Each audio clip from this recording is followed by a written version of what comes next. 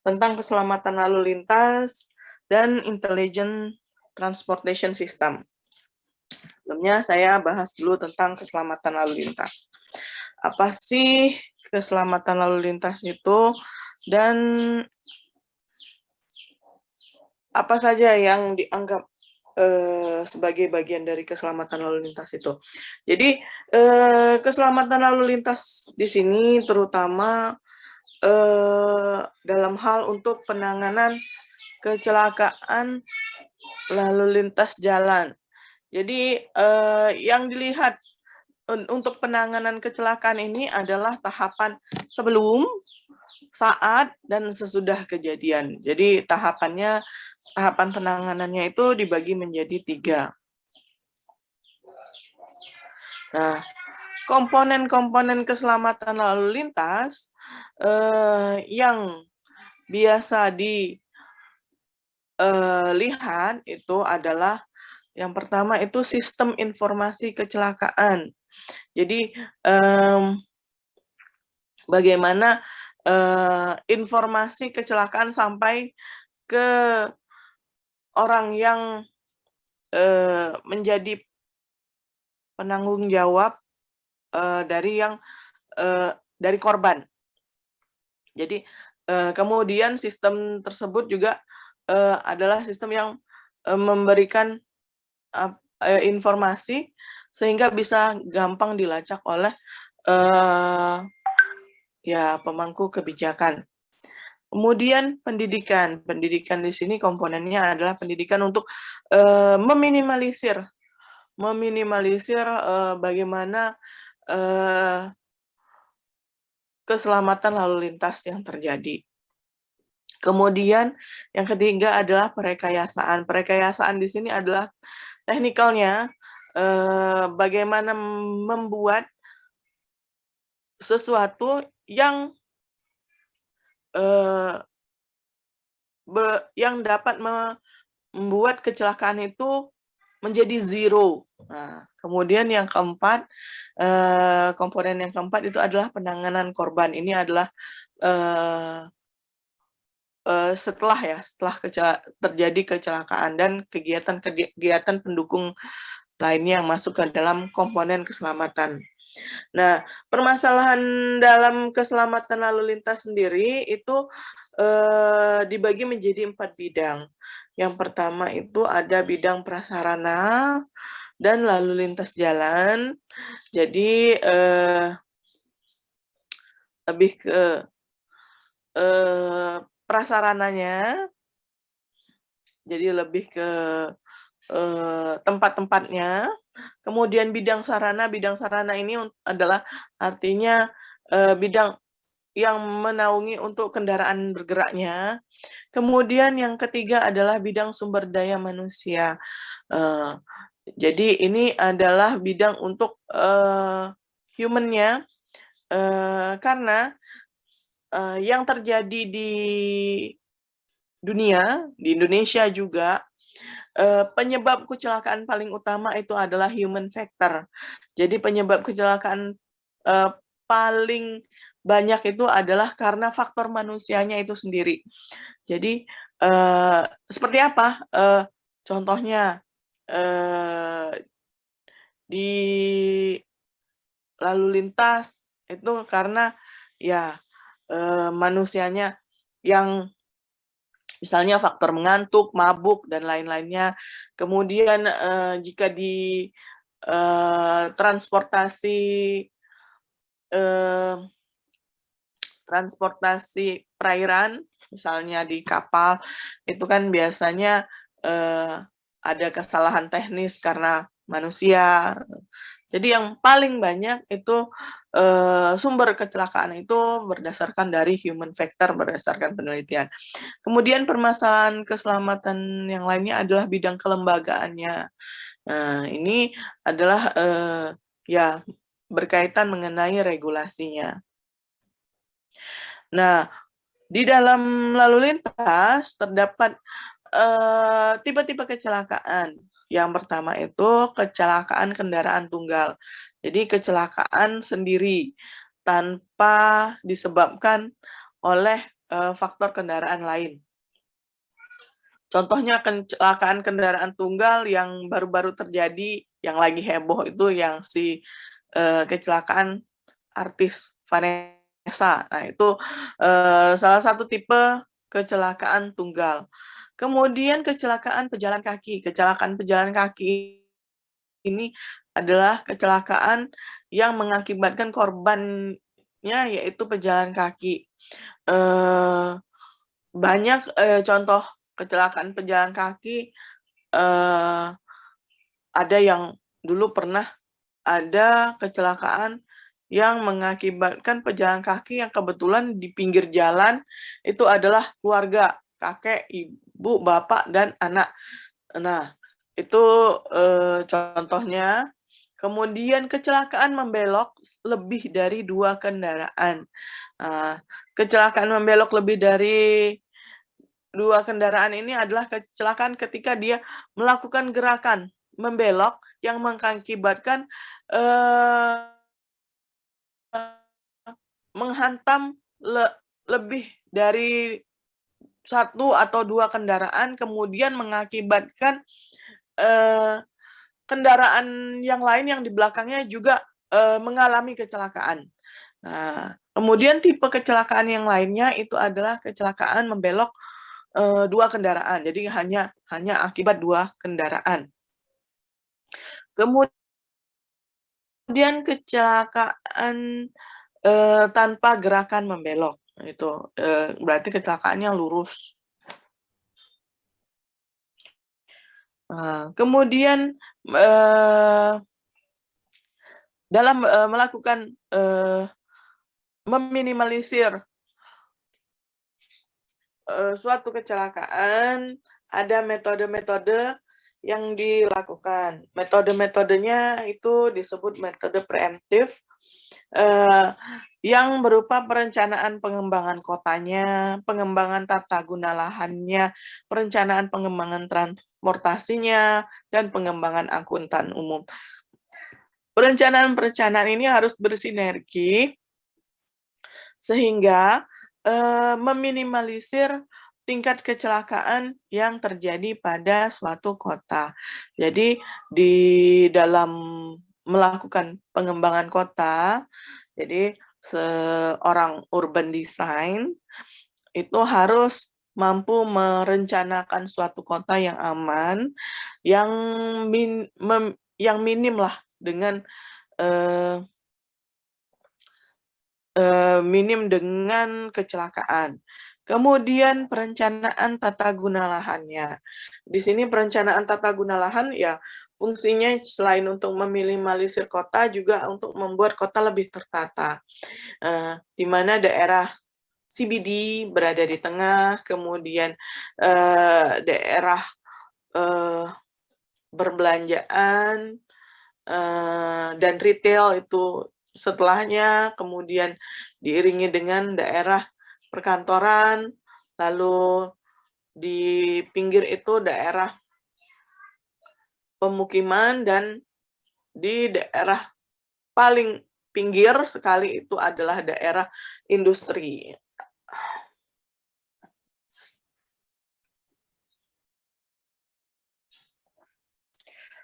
Nah, kemudian selain metode preemptif tadi, ada juga metode preventif untuk upaya mengurangi kecelakaan. Apa saja yang termasuk dalam metode preventif? Itu adalah upaya, contohnya adalah upaya untuk pengaturan faktor jalan, pengaturan faktor kendaraan, pengaturan faktor manusia, pengaturan faktor lingkungan, pengaturan sistem lalu lintas, dan pengaturan pertolongan pada gawat darurat. Itu adalah metode preventif. Jadi metode preventif ini metode yang dilakukan ketika atau setelah terjadinya kecelakaan. Nah, kemudian tadi di dalam upaya upaya meminimalisir kecelakaan tadi ada saya sebutkan sistem informasi lalu lintas. Apa sih tujuan dari adanya sistem informasi lalu lintas ini? Tujuannya adalah untuk melakukan menciptakan persepsi yang sama antar instansi, sehingga jika adanya suatu persamaan persepsi, maka akan tercipta tujuan yang sama. Nah, untuk saat ini persepsi antar instansi dalam kecelakaan itu adalah zero accident. Jadi upayanya adalah untuk meminimalisir accident sampai titik zero. Kemudian sistem informasi kecelakaan sendiri itu adalah untuk memberikan informasi yang akurat, sehingga orang itu tidak salah menduga akibat dari kecelakaan itu seperti apa. Karena jika terjadi kesalahan menduga, akan ada pihak yang merasa lebih bersalah, dan ada pihak yang merasa bahwa mereka lebih teraniaya, seperti itu. Kemudian memberikan informasi yang memadai dan mempermudah serta mempercepat proses pengambilan keputusan. Ini juga sangat penting, terutama bagi korban, karena tentunya dengan informasi yang memadai, informasi yang akurat, akan mempermudah serta mempercepat proses bagi pemangku kebijakan atau bagi pihak kepolisian untuk mengambil keputusan. Kemudian memberikan gambaran sejelas mungkin mengenai organisasi penyelenggaraan sistem informasi dan sebagai media koordinator. Jadi itulah tujuan dan fungsi dari sistem informasi kecelakaan.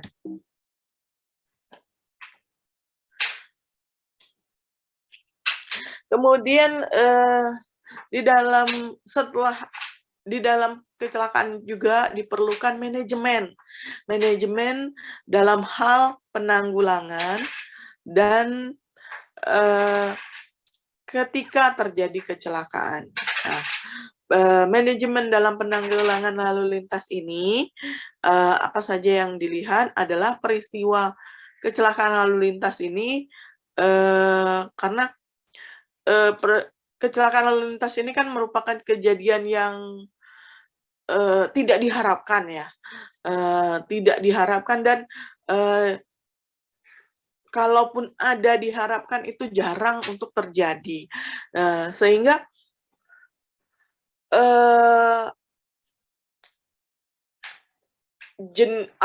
yang terjadi juga bukan sesuatu yang dapat kita prediksi. Jadi untuk mendapatkan persepsi yang sama, filosofi dasar yang sama, itu harus mampu untuk di-manage dengan baik.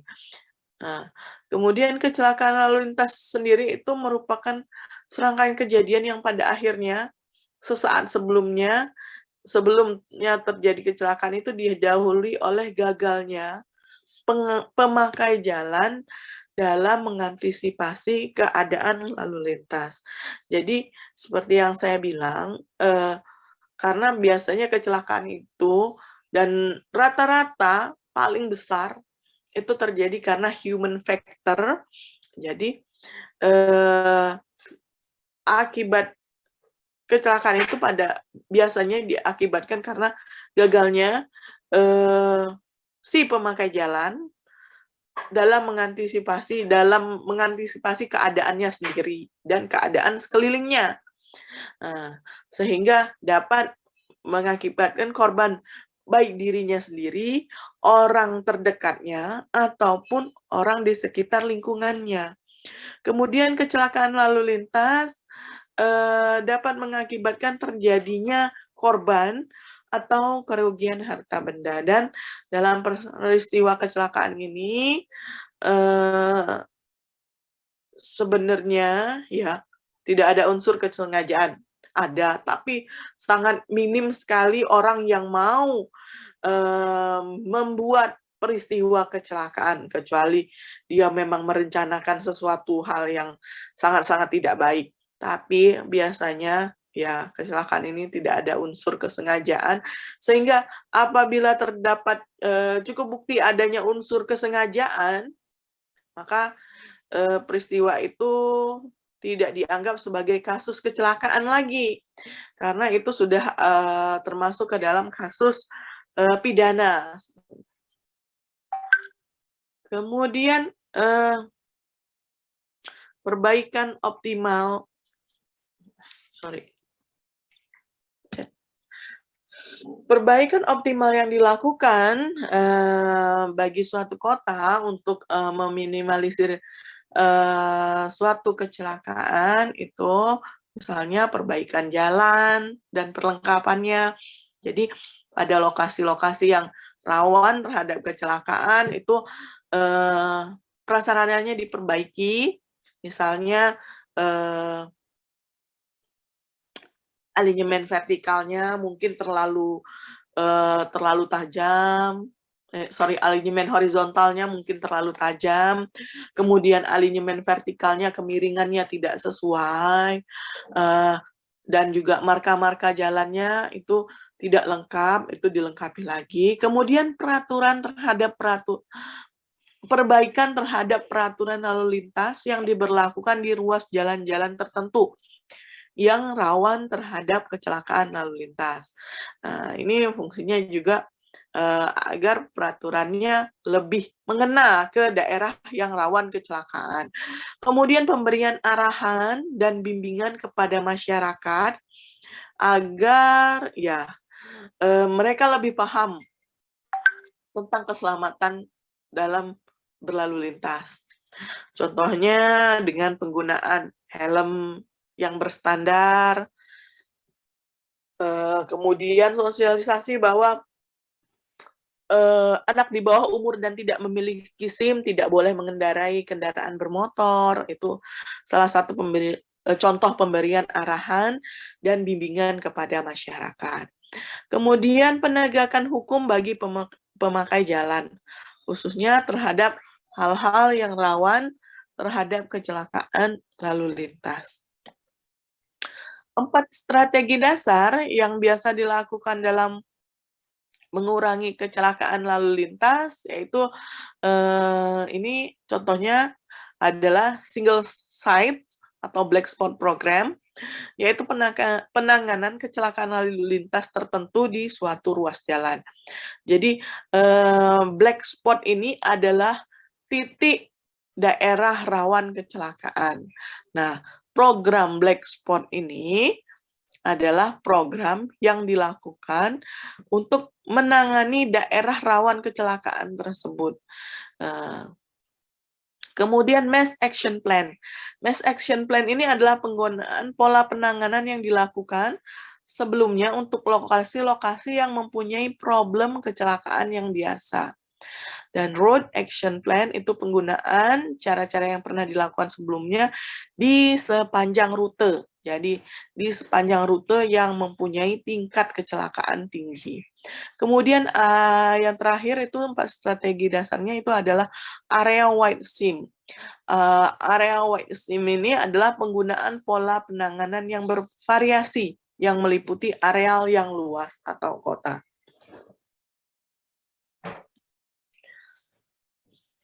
Nah, banyak sekali penelitian keselamatan lalu lintas yang pernah dilakukan ya. Ini hanya data 2001, tapi sebenarnya sampai 2021 ini sudah banyak sekali yang dilakukan untuk mencegah terjadinya kecelakaan. Nah, untuk mengantisipasi lalu lintas tersebut, maaf ya, bentar.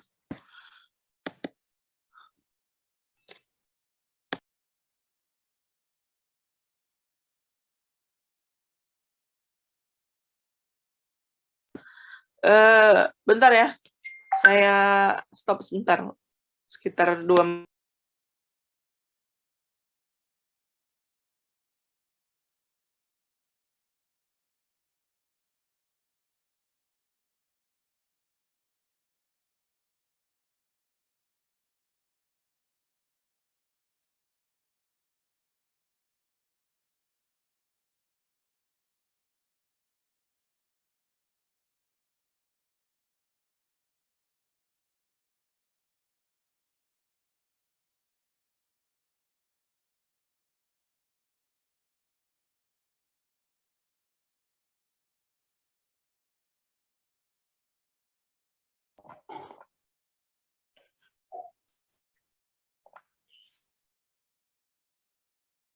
Balik lagi ya.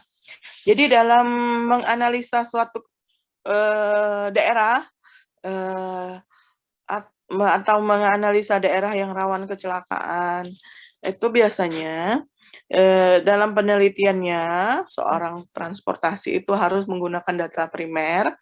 Itu data yang digunakan adalah data tata guna lahannya, data geometrik jalannya, data kerusakan permukaan jalannya, data karakteristik dan perilaku pengemudi. Nah, data-data yang diperoleh itu kemudian dilakukan uji statistik. Sudah belajar statistik? Sudah belajar uji Sudah, Bu. data validitas statistik? Udah ya? Pernah, Bu.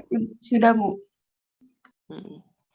Berarti sudah paham semua lah ya uji statistik ya. Nah, di dalam uji statistik itu biasanya yang dilakukan adalah uji statistik validitas dan reliabilitas. Nah, jadi ujinya adalah uji dua rataan, itu yang dilakukan untuk mengetahui pengaruh kepemilikan SIM, jenis kelamin, dan tata guna lahan terhadap terjadinya kecelakaan. Kemudian uji regresi ini dipakai untuk mengetahui pengaruh pertambahan lalu lintas dan geometrik jalan terhadap kecelakaan yang terjadi. Kemudian yang ketiga itu adalah uji statistik varian. Dipakai untuk mengetahui pengaruh umur, tingkat pendidikan, dan profesi terhadap kecelakaan. Dan yang terakhir itu adalah uji kesesuaian distribusi. Dipakai untuk mengetahui bagaimana pengaruh cuaca terhadap terjadinya kecelakaan dari hasil penelitian. Kemudian kondisi geometrik dan kerusakan permukaan jalan ini tadi juga dilakukan untuk mengetahui dan diambil secara primer, kemudian tata guna lahan, kemudian tipe tabrakan, dan jenis kendaraan bermotor paling banyak yang terlibat dalam kecelakaan. Kemudian setelah kita mengetahui korban kecelakaan, kemudian dilakukan analisa terhadap tata guna lahan, volume, dan karakteristik terhadap kecelakaan yang terjadi.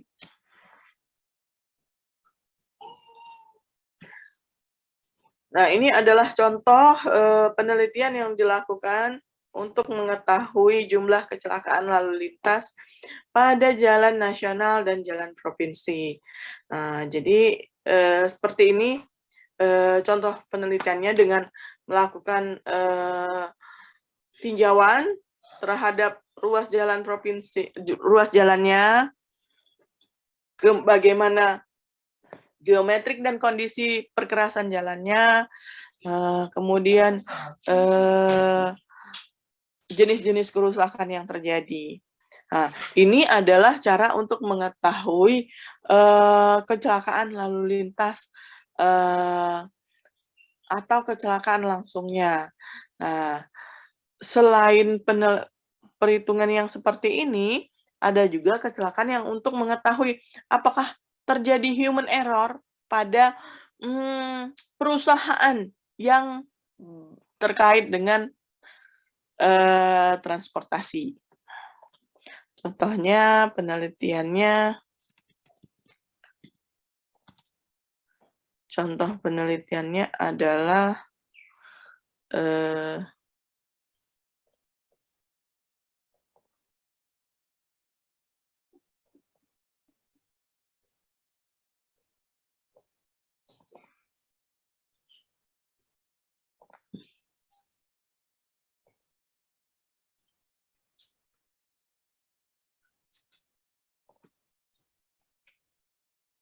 contoh penelitiannya bisa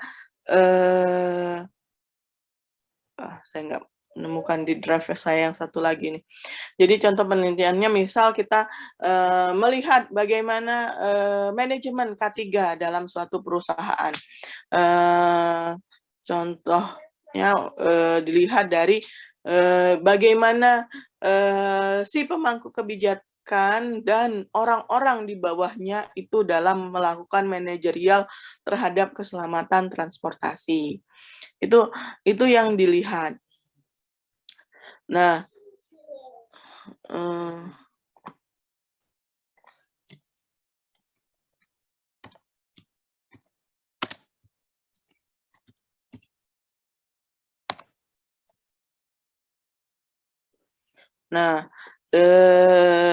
dan ini sendiri dalam transportasi.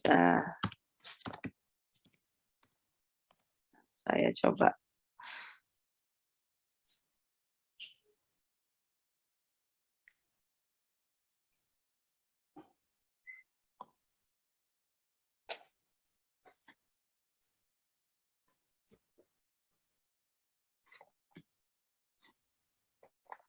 Cari.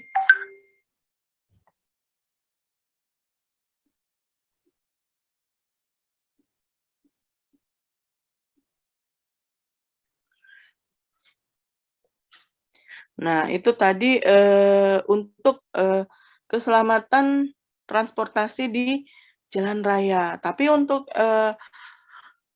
kendaraan, untuk jenis transportasi yang lain itu bisa bervariasi. Contohnya, saya kasih contoh juga yang lain. Nah, ini contoh penyebab kecelakaan yang umumnya terjadi di pesawat. Nah, ini adalah contohnya. Yang pertama itu bisa karena kesalahan pilot. Ini yang terjadi.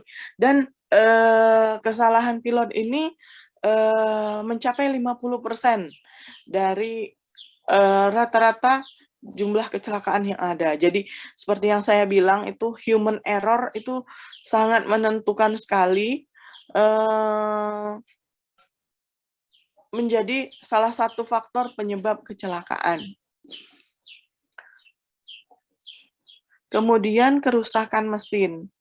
Kerusakan mesin ini juga menjadi salah satu penyebab kecelakaan baik di udara maupun di darat. Karena ya kerusakan mesin ini mengakibatkan kegagalan peralatan sehingga menyebabkan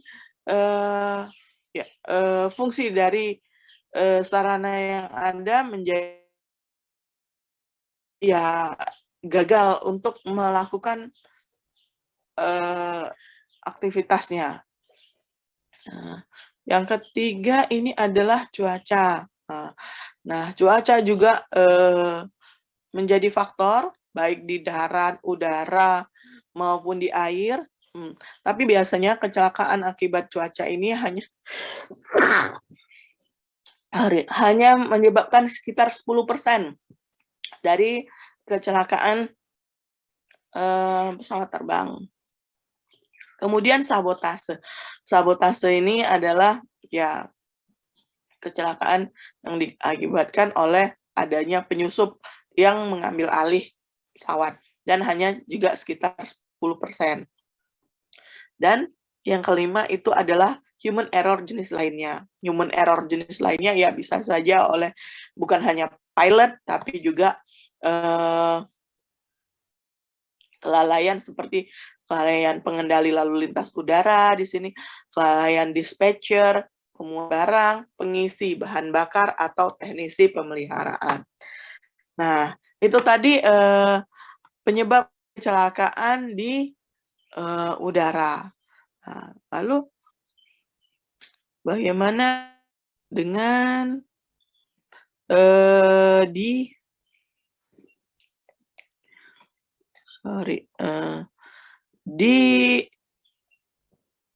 di perairan?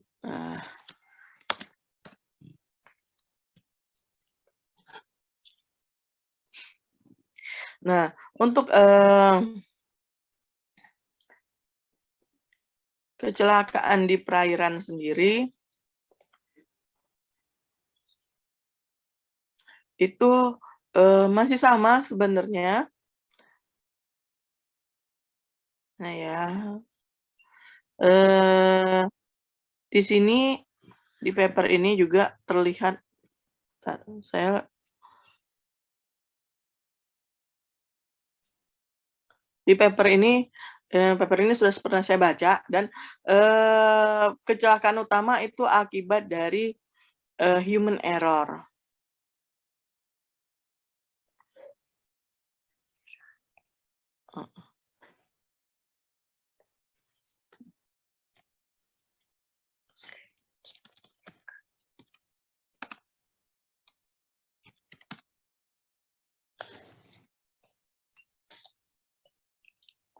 Nah, untuk kecelakaan angkutan umum di perairan, yaitu feri, saat ini Indonesia itu menempati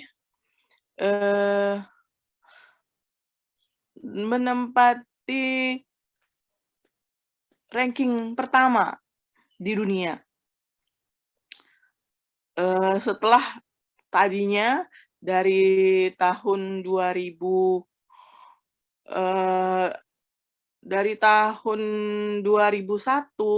sampai 2013 itu ditempati oleh Bangladesh. Kemudian di tahun 2016 sampai saat ini Indonesia menempati peringkat pertama. Nah, ini menjadi PR bagi pemerintah Indonesia untuk dapat mengatasi, karena Indonesia sendiri kan mempunyai moto untuk melakukan zero accident, untuk membuat zero accident. Nah, itu yang dilakukan. Nantinya jika kalian ya mengambil studi tentang kecelakaan ini, ya bisa lihat juga penelitiannya banyak sekali, dan metode yang digunakan itu juga lebih ke metode statistika. Nah, untuk kecelakaan lalu lintas ini kira-kira ada yang ditanyakan atau didiskusikan?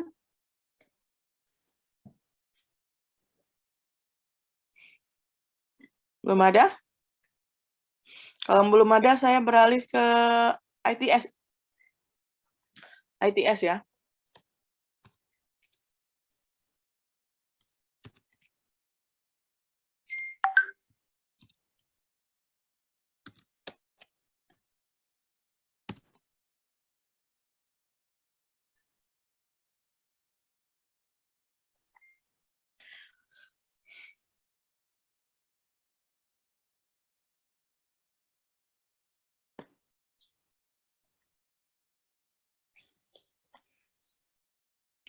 Nah, saya beralih ke ITS. ITS, sorry, kita ke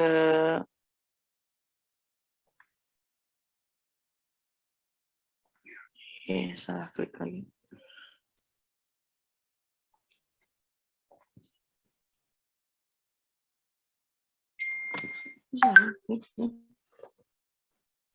Nah, jadi ITS, apa sih itu ITS? ITS itu adalah sebuah sistem yang sekarang digunakan untuk membuat atau melaksanakan kegiatan dalam transportasi, dalam manajemen transportasi menjadi lebih baik dan lebih cepat. Jadi ITS di sini adalah penggunaan teknologi sehingga apa yang di-manage dalam transportasi menjadi lebih baik. Wait, Alin, 等一下，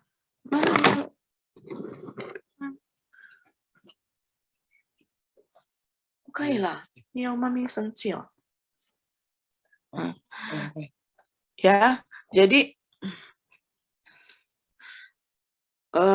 ITS ini sekarang adalah cara utama untuk memanage suatu transportasi. Kenapa? Karena kita sangat-sangat butuh teknologi. Dan dengan ITS ini sangat membantu dalam memanage suatu transportasi. Nah, dan ITS ini nantinya adalah menjadi sistem transportasi masa depan lah. Nah, jadi penggunaan teknologi ini adalah contohnya. What does the future hold for transportation? Ini saya kasih. In 5 years, 10? How will we continue to move through our communities and around the world? Transportasi masa depan. Today, autonomous mobility teases us with the possibility of decreased congestion and heightened safety on the not-so-distant horizon. However, any system that supports autonomous vehicle technology will not simply manifest overnight. We must adapt for a more user-centric, securely connected infrastructure. Nah, yang terjadi di dunia saat ini itu adalah perkembangan teknologi yang sudah menggunakan AI atau artificial intelligence. Jadi bagian dari ITS ini salah satunya adalah AI. AI ini adalah sistem di mana teknologi yang menggantikan fungsi manusia dalam pengambilan keputusan. Nah, makanya sekarang lagi tren adanya smart car, smart ship, dan juga nantinya diharapkan adanya juga smart plane. Jadi apa sih si smart car, smart ship? Adalah kendaraan yang mampu mengambil keputusannya sendiri, sehingga manusia itu sebagai penggunanya itu dapat duduk tanpa harus mendesisionkan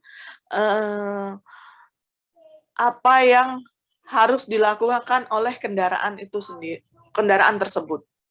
Ya, balik lagi ke video ya. That allows autonomous vehicles to communicate, process data, and collaborate across transportation systems. Machines coupled with artificial intelligence-powered technology can mimic humans, automate tasks, and learn dynamically, just as we do. AI in transportation is expected to surge as organizations look to generate more revenue and maintain a competitive edge. As intelligent transportation and volumes of data continue to grow, AI will help us create better and safer experiences for those on the go. A new age of sustainable, accessible, and inclusive mobility is driving the transportation industry. Mobility as a service will require innovations in our existing transportation infrastructure that can transcend the disparate modes of transportation. Mobility as a service is not just a vision for transportation nirvana, it is a lever that can empower networked, livable communities to benefit all people. The Internet of Things has dramatically accelerated the pace of disruption in the transportation industry. Nah, tadi dia menyebutkan soal Internet of Things. Nah, Internet of Things atau IoT inilah yang menjadi bahan utama dalam AI dan ITS ini tadi. Jadi Internet of Things ini membuat yang menyatukan antara perangkat misalnya antara CCTV dengan kendaraan, dengan angkutan massal, dengan traffic. Jadi yang dibutuhkan itu dalam AI terutama adalah Internet of Things. Balik lagi ya. IoT coordinated systems can help alleviate traffic congestion and allow emergency service vehicles to reach incidents faster. Even so, as more things become a part of the vast connected IoT, transportation organizations must be vigilant in their approach to network security, regulatory compliance, and cyber resilience. Everything you do today and tomorrow, from perfecting the passenger experience for ultra-high-speed rail travel to laying the foundation for the driverless revolution, depends on a secure, reliable IT infrastructure. It will require a deepened commitment to digital transformation that supports the changing face of transportation. Cisco is here to help.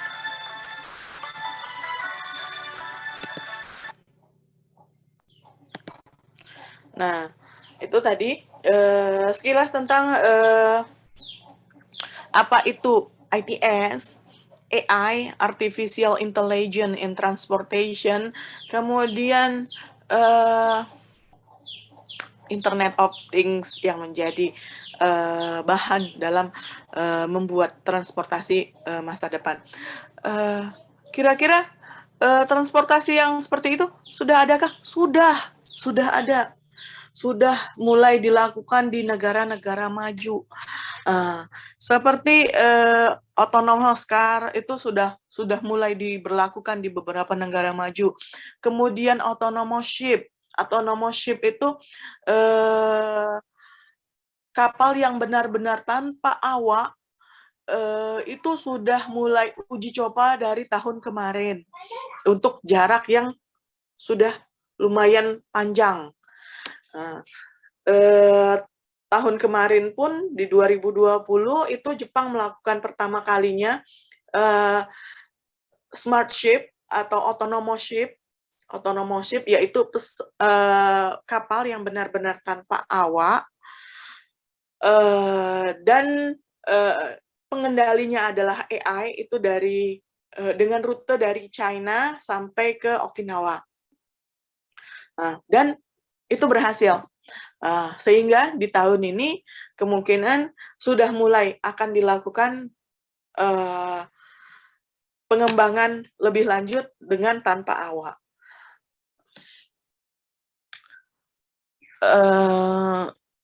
Nanti saya kasih video lagi tentang ini, di sini nggak ada, tentang bagaimana sih kapal tanpa awak itu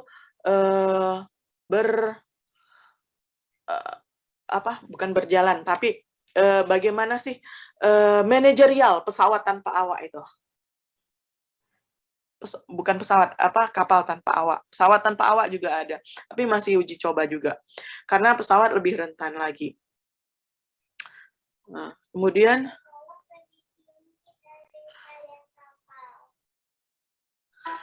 Grammarly Business offers AI-powered writing assistance for your enterprise needs. Kemudian ini adalah Thousands of teams vehicle of the future. to help them Sebenarnya improve vehicle of the productivity and future di increase sini customer satisfaction. future transportation See system suggestion. untuk 2050. Padahal ini juga sudah dan lagi dirancang. Jadi kemungkinan sebelum 2050 pun kendaraan-kendaraan seperti ini akan sudah ada.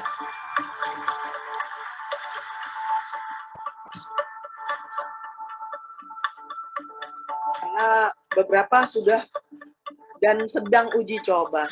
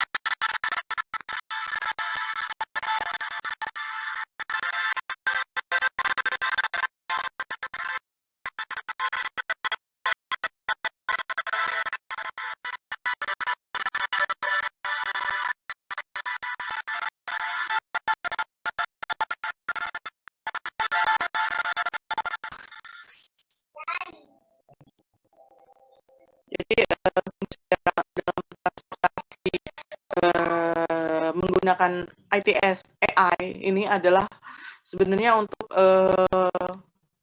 fungsi utamanya untuk keselamatan lalu lintas. Karena kenapa? Karena kan faktor utama dari kecelakaan itu adalah human factor. Nah, untuk meminimalisir human factor itu adalah ya, dengan sistem kecerdasan buatan tersebut dengan penggunaan robot dan penggunaan teknologi.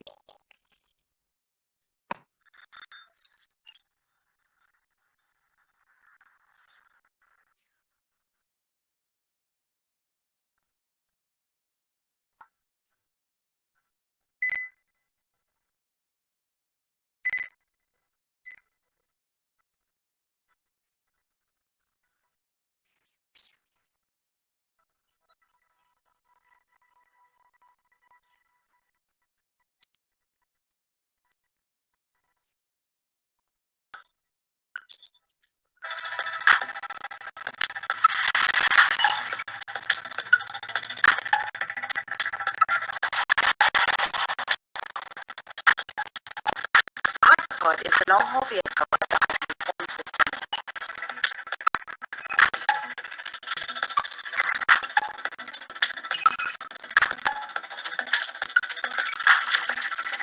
It is a comfortable and safe transport hall for passenger and cargo pods. All levitation and guidance systems fit seamlessly underneath. Secure airlocks are at each end. Inside the Hyperpod, passenger and cargo pods can glide smoothly at airline speeds right to their destination.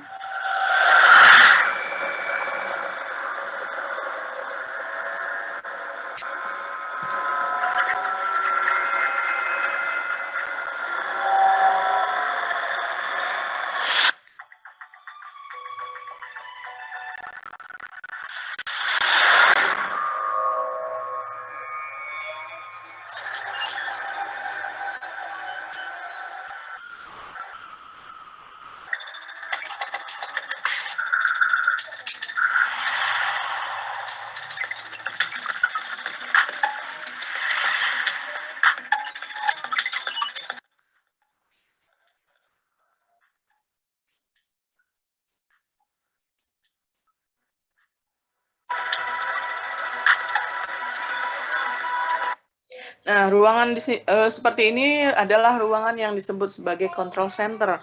Control center ini adalah areal yang digunakan untuk mengontrol sistem transportasi dengan ITS, biasanya seperti itu. Ini tadi contohnya adalah untuk railway ya, untuk railway. Tapi untuk smart ship juga hampir mirip seperti ini. Jadi semua dikontrol dalam satu tempat. Memang saat ini masih dalam tahapan pengembangan, tapi uji cobanya sudah dilakukan. Uji cobanya sudah mulai dilakukan pada negara-negara yang sudah maju. Hanya mungkin kalau untuk negara berkembang masih belum diberlakukan.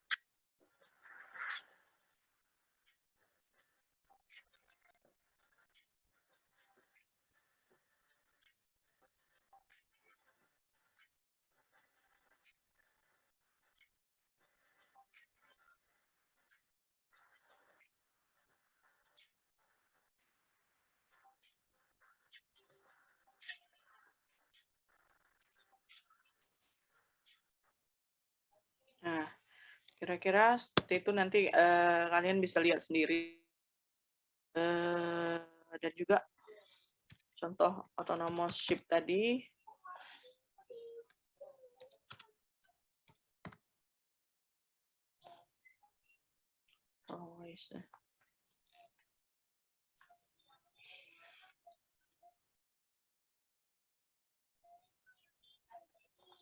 Nah, ini adalah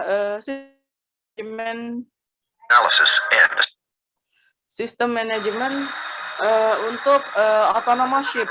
we Dan live in an ever-changing world where sudah remote-controlled vessels are dilakukan becoming uji coba reality.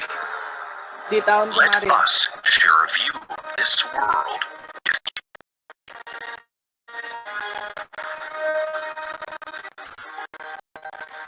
The control room is the nerve center of Jadi remote operation, or OX concept, where the global wall bukan should cuma membuat autonomous car, tapi juga autonomous ship. Jadi maksudnya ada yang tahu kan, Rolls-Royce itu adalah kalau orang biasanya mengenalnya sebagai perusahaan mobil mewah.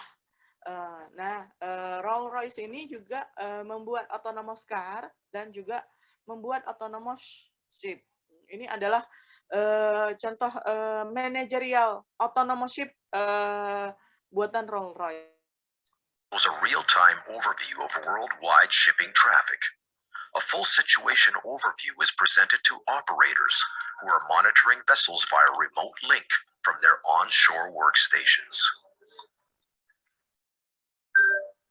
Dynamic Positioning Reports DGPS-1. Lost connection for vessel RR9835. Suggested course of action. Diagnostics. Commands. Proceed. Nah, jadi bisa dilihat ya, di sini semuanya dilakukan oleh AI, semuanya dilakukan oleh mesin, dan penanggung jawab di sini itu adalah yang membuat decision-nya. Jadi mereka hanya meng-approve apa yang dilakukan oleh mesin. Jadi mesin membuat keputusan bahwa harus diapakan, harus dilakukan seperti ini, harus dilakukan seperti itu. Nah, kemudian dia meminta persetujuan kepada human untuk itu. Jadi bisa dilihat di sini, nanti semuanya akan tergantikan sama mesin, dan manusia itu hanya sebagai decision-nya. Nah, tuh. GPS, Geopositioning and Celestial Navigation Status. Nominal. INS status. Transmission stopped. Suggested failure mode, physical. Commands. Stand by. I'll have a closer look. Drones 01 through 08, ready for inspection flight. Commands.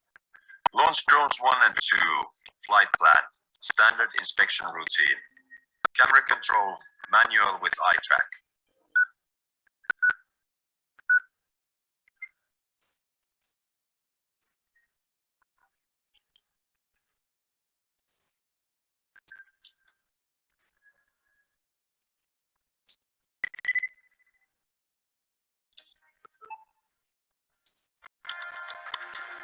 Deploy replace selected antenna.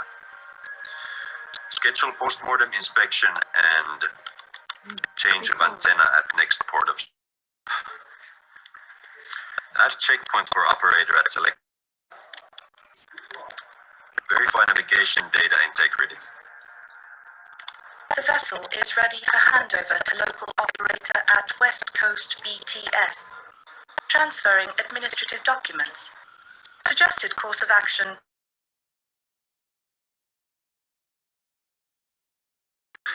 Leave the documents open when they're ready. Confirmed.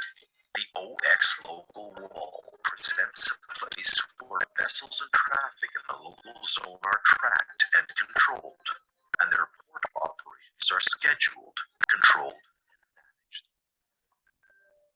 Vessel RR9835.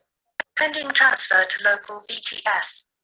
Administrative documents ready for review and approval. Okay, review on tablet. List the summary of tagged events for the new vessel on wall.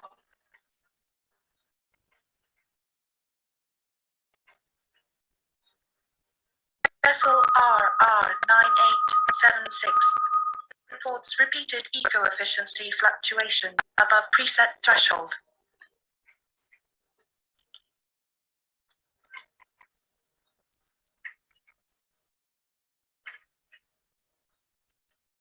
Page experts, local workstation 6. In OX, situation handling is made efficient with sharing of information and flexible use of data. System specialists are available on demand for problem analysis and assistance. Welcome. Show me a summary of propulsion motor operation for the past 3 hours.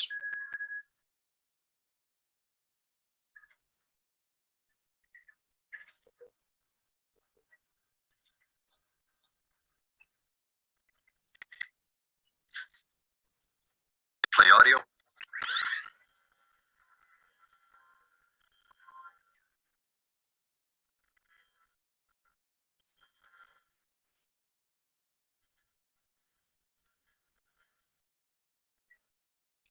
Nah, bahkan kerusakan mesin pada kapal juga bisa dideteksi hanya dengan voice, ya, hanya dengan suara. Nah, jadi dari situ sang penanggung jawab bisa mendecisionkan kepada sistem apa yang harus dilakukan untuk kapal tersebut. Dan di sini juga peran Internet of Things sangat-sangat penting. Vessel tagged with situation handling for all operators. Right, bring vessel viz to collaboration table 1. The OX collaboration table is a tool dedicated to teamwork and in-depth situation analyses and reviews, allowing ad hoc problem solving on a shared and flexible presentation platform. Jadi bisa dilihat ya, satu kapal besar yang mampu menampung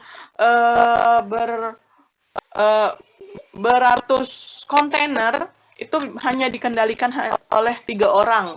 Jadi yang dulunya dengan awak kapal ratusan di dalam kapal, kemudian di terminal juga ada penanggung jawabnya, tapi dengan adanya teknologi dan dengan adanya autonomous ship seperti ini, dia satu kapal besar itu hanya dikendalikan oleh 3 orang dan dibantu dengan AI.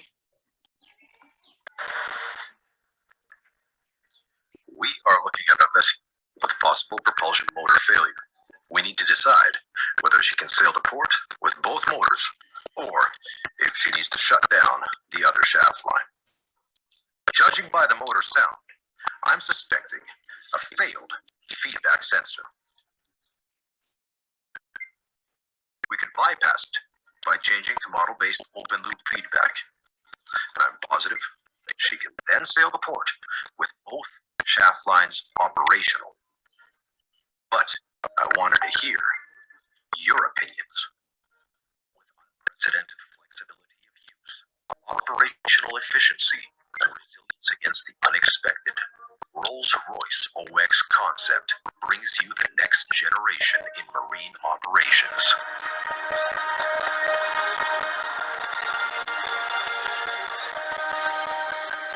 Rolls-Royce, trusted to deliver excellence. Nah, itu adalah salah satu contoh untuk autonomous ship. Ya, ini kebetulan karena Rolls-Royce yang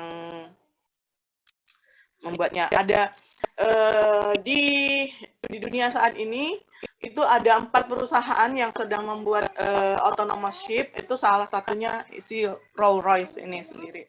Ada Yamaha Birkin, ada Munin, ada satu lagi saya lupa, dan satunya lagi Rolls-Royce.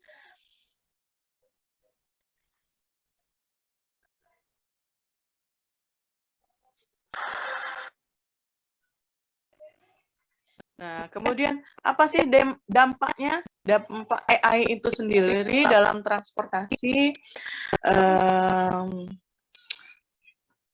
ini bisa dilihat di sini, kalian bisa lihat Grammarly sendiri. Business is an AI-powered writing system, enabling teams around the world to Hello, welcome back for another Fast Freight 5, sponsored by Ceresys, the transportation management solutions company. With the volumes of data in supply chains and logistics growing every day, the need for more sophisticated processing solutions is becoming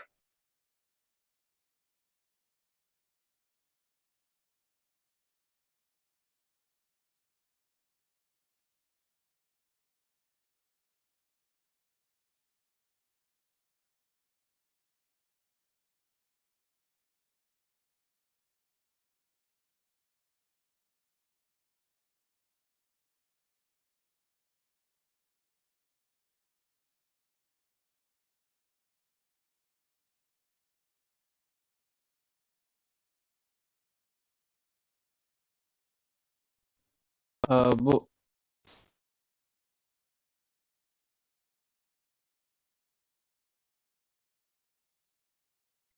Oke. solutions. Number 2, robotics. Robotics companies embed deep learning algorithms into robotics and bring autonomous decision making to warehouse processes. Picking is one of the most labor parts, so imagine a robot with AI identifying a package type in less than 0.2 seconds and physically moving the item to the desired location. Number 3, big, clean data. The power of big data allows companies to forecast highly accurate outlooks and optimize future performance better than ever before. The insights of big data, especially when generated by AI, can improve many facets of the supply chain, like route optimization and supply chain transparency. Number 4, computer vision. Computer vision-based AI is allowing us to see things in new ways, including the supply chain. Visual inspection powered by AI is identifying freight damage, classifying the damage type, and determining the appropriate corrective action faster than ever before.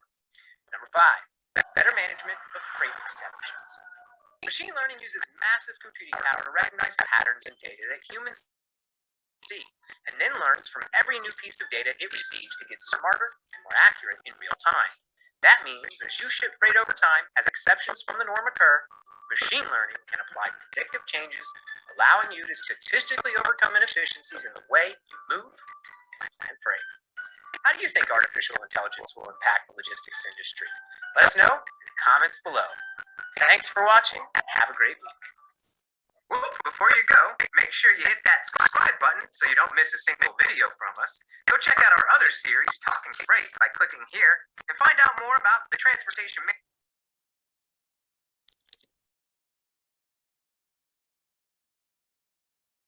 Oke, ya, itu tadi tentang AI, tentang intelligent transport system yang sudah mulai dilakukan, sebenarnya sudah sangat lama, tapi untuk yang otonomous itu mulai diberlakukan dari beberapa tahun ke belakang ini dan masih dalam uji coba. Saya sendiri kebetulan juga ikut uji coba untuk adopsinya yang autonomous ship. Jadi di sini saya dan profesor yang ada di Taiwan itu